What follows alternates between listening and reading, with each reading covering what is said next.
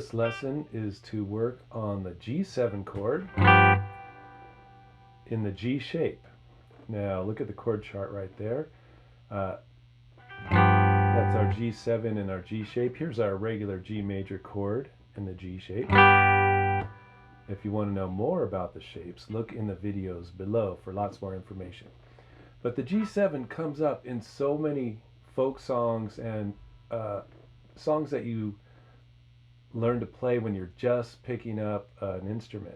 When you're learning those simple folk songs, a lot of times they use D, C, and G, or a G7. Anyway, here's some good notes you can use if you would like to play riffs or your own melodies over a G7 chord in the G shape. And this one's fun to play because you can let that open G string ring while you strum that G7 chord. And then it's easy to add riffs because those chords can keep ringing out.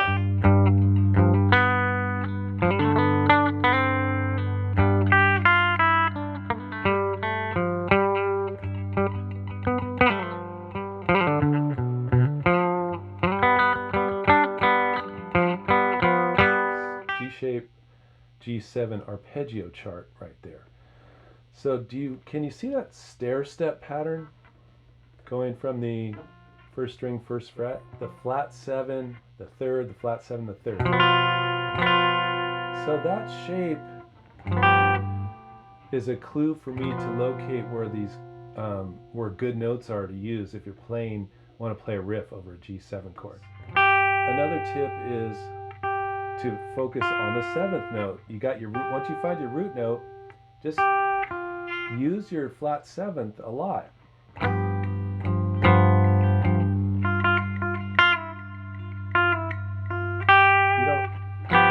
don't necessarily have to do that much with it to make it sound interesting.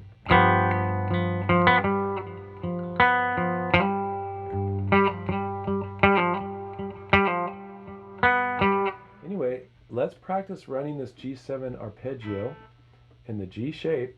2, 3, 4.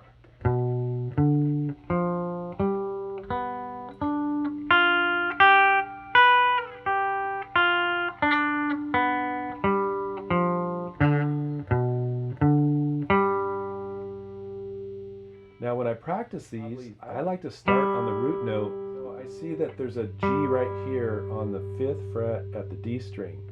Now when I practice that, and if I'm already playing a G chord and I memorize this arpeggio from that G note, it'll always be there whether I do that shape anywhere on the neck. 1, 2, 3, 4.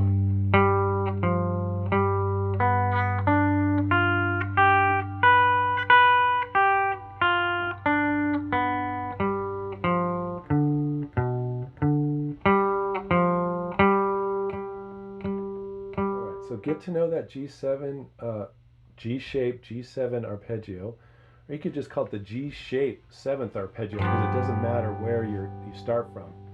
So for example, G that we've been practicing, it's right here, right? But if I'm at A, it's right here.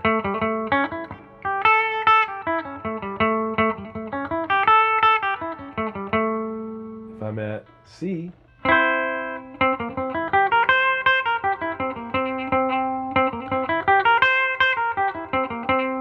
and so on. So that's why learning these patterns linked to a chord shape is going to give you a lot of freedom to find great notes up and down the neck. And as always, you can go to Patreon for more details on this lesson and lots of others with charts and printable PDFs of sheet music. And thanks for watching Tenor Guitar Time, and let's keep practicing.